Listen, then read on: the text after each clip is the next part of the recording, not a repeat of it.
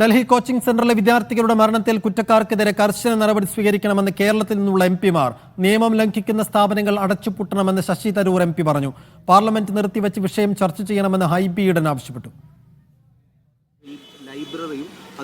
പാർക്കിങ്ങും സ്റ്റോറേജുമായിരുന്നു അത് ഒരിക്കലും ക്ഷമിക്കാൻ സാധിക്കാത്ത കാര്യമാണ്. അതിന് സിവിയർ പണിഷ്മെന്റ് കൊടുക്കണം.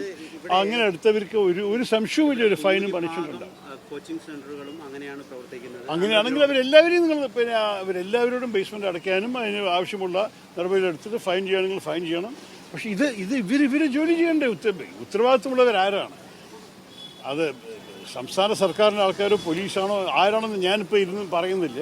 പക്ഷേ ഉത്തരവാദിത്തമുള്ളവർ ഇതിൻ്റെ പൂർണ്ണമായിട്ടുള്ള ആവശ്യമുള്ള നടപടികൾ എടുക്കും.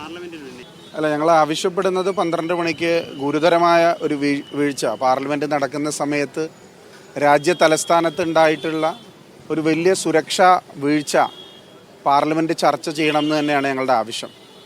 ഇതൊരു നരഹത്യക്ക് കേസ് എടുക്കണമെന്നുള്ളതാണ് ഞങ്ങളുടെ മറ്റൊരു ആവശ്യം.